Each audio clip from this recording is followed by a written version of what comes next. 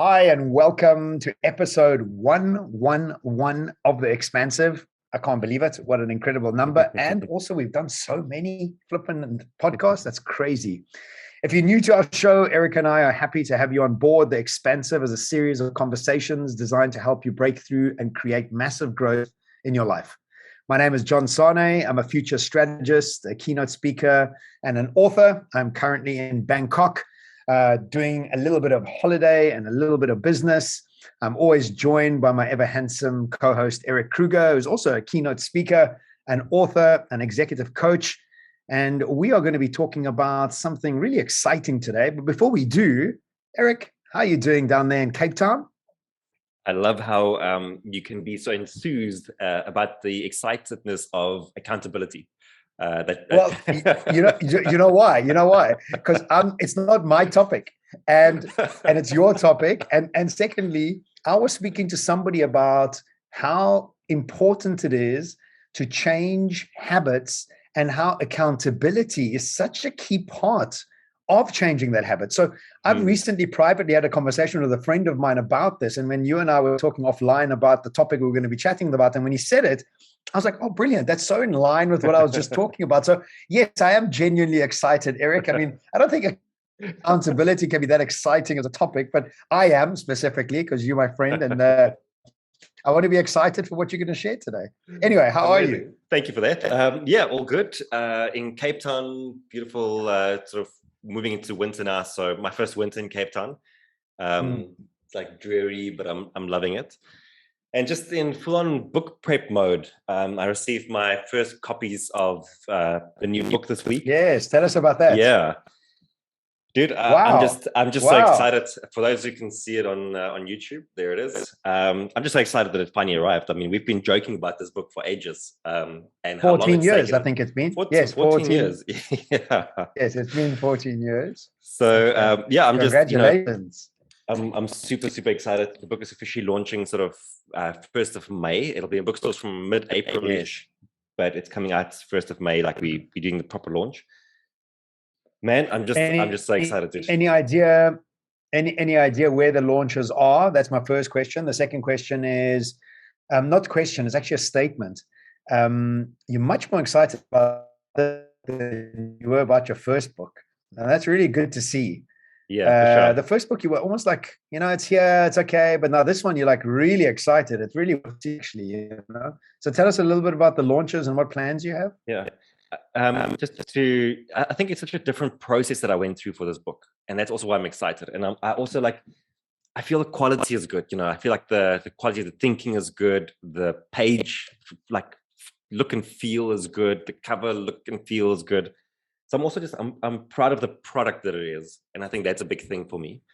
From a launch point of view, so the first week of May, we'll be in Joburg. And then the week after that in Cape Town. And then I'm still debating whether I'll do some sort of a virtual launch as well. But all of that will be confirmed as we go through April. So there's nothing set in stone just yet. Okay. Yeah. Okay, good. What's happening? I think the more launches you do, better.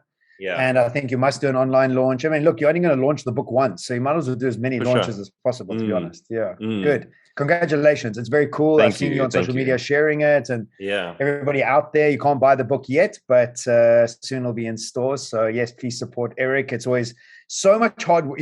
That's the thing about books, man. It's so much hard work. And so much hard work. You almost have 2 weeks to launch it. That's it. And then after that, you're like, okay, on to the next one. There's also a bazillion authors putting out books. So you're like, okay, it's like you just keep going. Unless you're a James Clear or Mark Manson, your book is on the shelf and off the shelf, Yeah. So please God, we all become Mark Mansons and James Clears in our success of selling books. I watched an interview with them and they asked them, how did they become so successful in selling books? And they both said, we wish we knew, mate. If it was, we'd replicate it. We don't know. It's just one of those things, I am very well, thank you. I've been having an exceptional time in Dubai. I've got always two emotions when I'm in Dubai. It's like I'm excited to be doing something and FOMO because I'm missing 15 other things because there's so much going on there. So, but Ramadan started a couple of days ago and I decided to come to Thailand and just relax a little bit. First holiday since COVID. So I'm in Bangkok. I've just arrived in Bangkok and they have quite strict PCR rules. So I'm in my hotel room with security guards outside and no windows, nothing open. So I have to wait until my PCR results come in later tonight. But yeah, I'm looking forward to this adventure. The last time I was in Bangkok was 20 odd years ago. So it's going to be really great the next 3 days, just adventuring, I'm doing food tours. I'm going on the floating markets. I'm going to see a couple of temples. So yeah, really excited to be here and just to like explore a new city, hear a new language, eat new food. It's going to be fantastic. Two things. I think of that quote that says, a man never steps into the same river twice because he's not the same man. It's not the same river. I can just imagine the John from like 20 years ago. Well, look, the first time I was here was 97. I was 21 years old. I was backpacking. We had the most exceptional time for like 6 weeks backpacking right across Thailand. And then in 2001, I came when I was with the Preemie guys, and they made us all shave our heads to zero because they were all bald. So they made us all bald. So I was a shaved head 24-year-old. I wasn't very happy. It doesn't suit me having a shaved head. But yes, I'm excited about today, about this trip. And I'm also excited about the topic that you're going to share. So tell us a little bit about accountability. Tell us the research that you've done around it. And I'm excited. Look, genuinely, I'm excited to hear what you have to say. I know maybe the listeners are going, accountability. Oh, I'm going to listen to another podcast. No, okay. Let's go. Listen, so it's not all that deep. It's not like tons of research. It was just sort of over the weekend. I always get up early because I'm like, my body clock is just wired to wake me up at 5 a.m. And that's even over weekends. And it's always quite nice because it means that I have a bit of time before Dan wakes up and the day gets going to just sit and think. And I was, for some reason, just thinking about accountability. And the reason being, I think, is that if you've been listening to the podcast, you'll know that I've recently kind of evolved into a squash player. That I was never a squash player. Cape Town's done some miraculous things for you, eh, Erik? Yeah, and now I play squash like 3-4 times a week. I love it. And I was just thinking about the process of having gone through like from no squash to squash, and like the behavior change, because it's not just that you start playing this sport. It's also that you wake up at a certain time, you prep certain things, you have to get somewhere, like there's organization behind it. There's an entire like list of behavior changes that happen as a result of you making this one decision. And I thought about the times in my life where I've made decisions to change my behavior or improve performance, and it has been very successful, like exceptionally successful. Why has that occurred? And when I look back at that, it's always been because I got the accountability component right. And so then you mean somebody's been holding you accountable, you mean? No, because actually there's 3 different types of accountability. That's what sort of what I ended up frameworking, because you have to cascade accountability. The way to think about it is that different types of accountability works well in different situations, but the best way to change behavior is to actually combine these different types of accountability. So that's what sort of was the aha moment for me as I was just sort of like modeling this out for myself. So just why is this important? Because it's through accountability that we get to change behavior, which is something that we always need to be doing. And it's through accountability that we help ourselves to improve our performance. So we get better at the things that we care about. So 3 different types of accountability: accountability to others, accountability to self, and accountability to measurement. So the way to think about it is I have like a little triangle scripted out. You can't really see it on the screen. But think of it like, so self is at the top, and then you have measurement and others in the 2 other corners. And I put self at top because accountability self is always the golden standard, right? Like that's, if you think about any decision that you ever make, the fact that you make the decision means there is a certain accountability that you have to yourself already to say, I want to make this change in my life, or I want to get better at this thing. So it always starts there. But then if you want to become successful at initiating this change, I think the best way that you can then cascade accountability is that you start, number 1, with accountability to others. This is extremely successful for the initial part of behavior change. And the reason is that as soon as we make a commitment towards others, we don't want to let them down. In a sense, we develop this obligation towards them. And the last thing we want is to disappoint. So in certain ways, I think if you have let's call it toxic accountability in this way, what this could result in is that you become driven by shame and guilt. Yeah. Okay. Like you become driven by shame and guilt. It's not the best thing. Like it's effective. It's not the best thing. Ideally, in accountability with others, if you have mature accountability, it is that we uplift each other. Like I want to see you succeed. And that's actually a much healthier relationship with accountability. What about if you don't want to drink anymore and all your friends drink? And now you're being held accountable. Is that toxic accountability? What would you call that? Well, you need to find the right accountability partner there, I think. Well, I mean, they were relying on you to drink with them for so long. And now all of a sudden you don't want to, I'm talking about somebody I met just a friend of mine in Dubai that was saying to me that she doesn't want to drink anymore, but every weekend she has to lock herself back in her house because every time all of her friends just want to get totally plastered. Yeah. And I was like, how do you work around that sort of accountability? I guess I see it in two ways. Like on the one hand, like choose better friends perhaps, or have the conversation with your friends if they need to hold you accountable in that way. And I think if your friends truly care, then they'll want to hold you accountable to a new lifestyle change that you're trying to make, even if it's cross-sectional with where they want to go.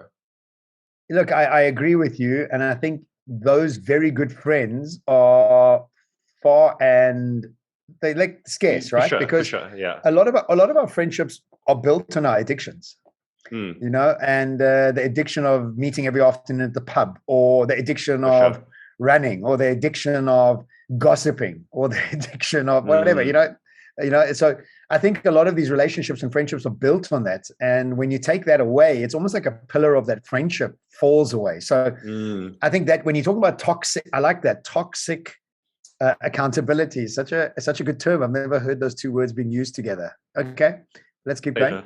I do this often. Do you write books? So, okay, but on the flip side, just for your friend, I also think the accountability might actually be to a partner or someone who has a different priority in their lives, right? Yeah. Like, and that might be another way of looking at it. But so accountability with others is a very good place to start, just because you feel that intense attachment to make sure that you're not letting someone down. And when I think of a change that was really hard for me to make, was to start waking up at 5 a.m. in the morning. And this is like dating back to 2011. At that point in my life, like I literally woke up at about 7:30, 8 o'clock every single morning. And there was nothing necessarily wrong with that. But I knew that I wanted to wake up earlier, and I knew that I wanted to use that time to be part of the 5 a.m. club, right? Like, yeah, I remember. I was on the whole Robin Sharma train and all that thing. So a friend and I said, well, let's start waking up at 5 a.m. in the morning and we'll go to the gym straight away after that. And immediately knowing that there's someone waiting at the gym for me, he's going to wake up and I'm going to be chilling in bed. Like it makes you feel like crap. And so like you rather make the effort and get there. Yeah. And what happens then is that because of that initial change, like that's the difficult part of the process. And then having that accountability to others help you to get through that. What then happens is over time, you become the kind of person who does X, right? So like over time, I became the kind of person who wakes up in the morning at 5 a.m. And once that shift starts occurring, then accountability to self becomes much easier. So now what takes over is your drive to maintain your identity. Because now what's going to happen is that if I don't wake up at 5 a.m., that's actually counter to who I want to be. It's counter to who I am already in that moment. And we know from research that people don't want to act in ways that isn't congruent with their identity and who they portray to the world. So once that identity shift has occurred, actually then being accountable to yourself becomes much easier. And I think it becomes the gold standard. Then like it's not as much influenced by the people around you. I don't need you. Like I'll still be accountable to you. Like at the moment, I'm a squash player. I wasn't a squash player. Now I'm a squash player. So now I'll go and play squash and I'll find games to play, irrespective of whether my friend who started playing squash with me initially is going to say, let's wake up at 5 a.m. and go play squash. So do you think that it's almost like a cascading, I think maybe even the triangle is it's a good example, but I'm seeing this like dedication to self, finding somebody to be accountable on the outside, the dedication to that. And then once that loosens up, let's say your friend's not coming to gym with you anymore, or not playing squash with you, then it goes into measurement and say, well, I want to now rank 20th in the club, not 50th. And so then it becomes a measurement thing. So it's funny because I like how you've broken it down. So it's almost like a 3-step process, right? Because now the measurement keeps you, it's almost like the discovery app for the listeners that aren't in South Africa. The Discovery app is this gamification health app that links to your insurance. So the healthier you are, the more you train, the less insurance you pay, the more kickbacks you get. And so it's almost like it's an accountability to the measurement factor. Really interesting the way you're breaking it down. You're so right. Thanks for that. Yeah, it's. See, I told you I was excited. You made me think about accountability in a different way.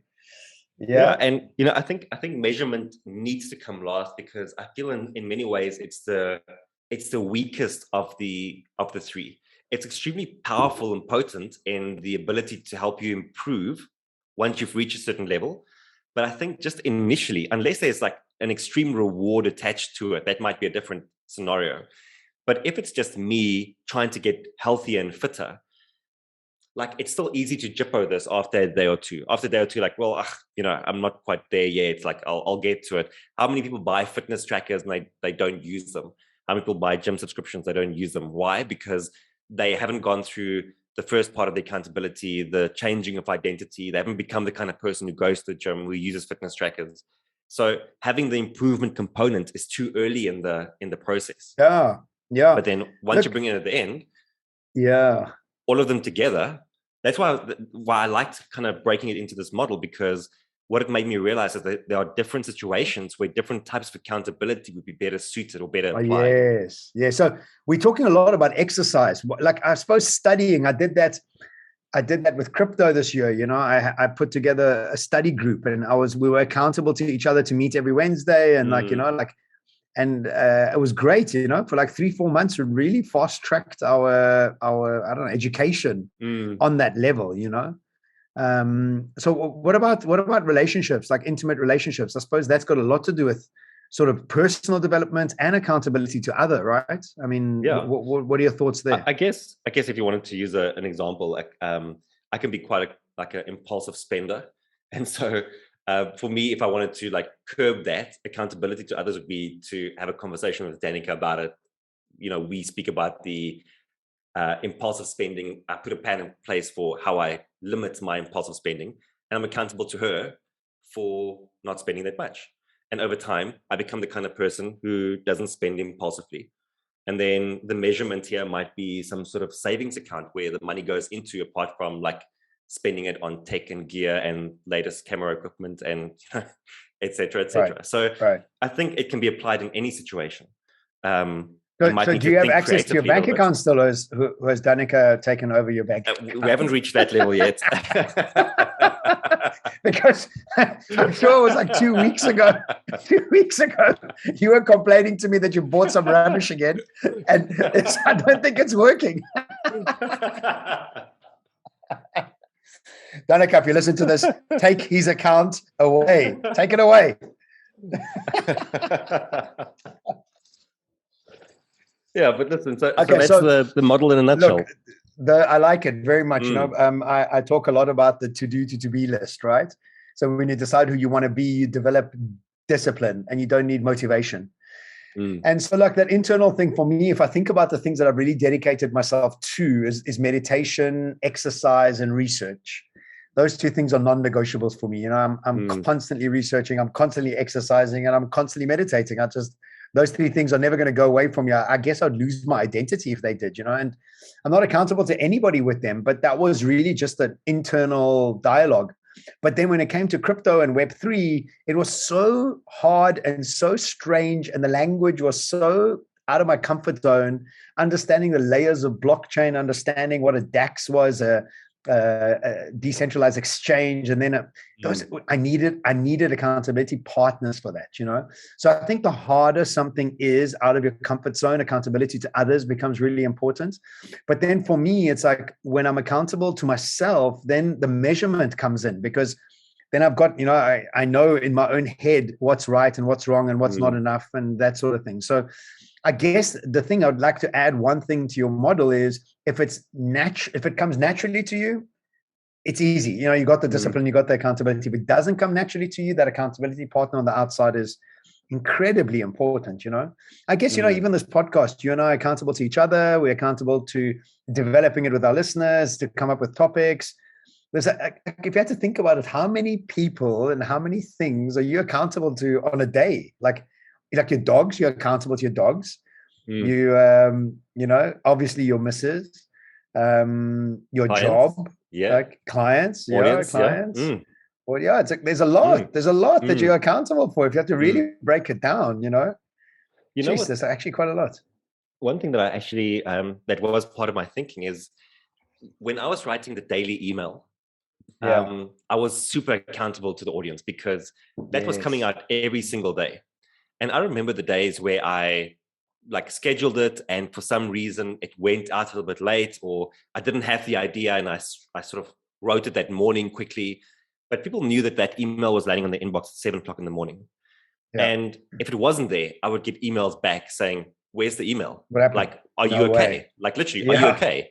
And I thought about how nice it was to have that accountability actually to other people saying like, listen, I'm waiting for this email tomorrow. And I think we've tried to also create that with the podcast, is to say, listen, we're on a schedule every Monday. This podcast is coming out, and we hope you're waiting for it. Yeah, well, I mean, look, I'm sitting here in Bangkok at 11 p.m. doing a podcast, and I've been flying all day. This is really true accountability because we couldn't get it right this weekend, and now we have to get it out. We're already a day late, actually, so we have to get it out. So yeah, this is accountability to each other as well. I think that was really interesting. I really like to think. I've never thought about how many people. And look, I've got another big accountability for me is I phone my parents every day. So every day, without fail, I am video calling my parents, you know, and it's a very important part of my day. You know, if I go one day without it, I feel uncomfortable. And so I got a constant accountability to that, you know, and I enjoy that account. I guess I enjoy all my accountabilities. Otherwise, I wouldn't know if I could do them, you know. But listen, that's actually like maybe in closing, that's actually the point of all of this, isn't to say, like when I was writing about this, I wasn't thinking of accountability as this like slap you over the wrist kind punishment. of thing. Because again, that isn't mature accountability. Mature accountability Toxic. Is that like I actually create it because I want to do this, you know, and I want to be accountable to you. I want you to like, you know, if I didn't call you for the day, like check in with me and say like, what's happening here? Why didn't we speak today? I want you to have a certain expectation of me showing up in a certain way, and I want you to help me be better at the things that I care about. And obviously, if I'm including you in the conversation, it means I also care about you as part of this relationship. So, like, I think that's the ultimate takeaway here: is that like, don't think of accountability in this old school, like slap you over the wrist kind of thing. Think of it really as an upward spiral that just pulls you to the better version of you and helps you do the things that you care about. Very good. Very good. I think the accountability of your dogs is coming alive right now because I see them surrounding you, behind you in the cameras. They're like, I think it must be walk time, eh? They're like, Dad, for sure. Let's go for a walk. Well, it was really great. What? No, I'm saying it's just the Malinois pacing up and down. Oh, is he? Okay, so he's ready to go for his walk. He's ready to do. Well, thanks for listening to today's episode. If you haven't done so already, please take 30 seconds and head over to Apple Podcasts or Spotify and leave a rating and review for the show. Thank you to everybody that's been leaving reviews. We really are growing the reviews. And if you haven't done so, please do so. Remember to connect with us on Instagram, LinkedIn, and Facebook. You can follow myself and Erik, as well as the Expansive Business Podcast, where we share news, updates, episodes, and highlighted videos. Or visit our website, theexpansive.com. And if you're interested in booking Erik or myself for your event, please do reach out. Until next week, keep learning, keep growing, and inspiring others. We look forward to chatting to you soon. Ciao. Bye.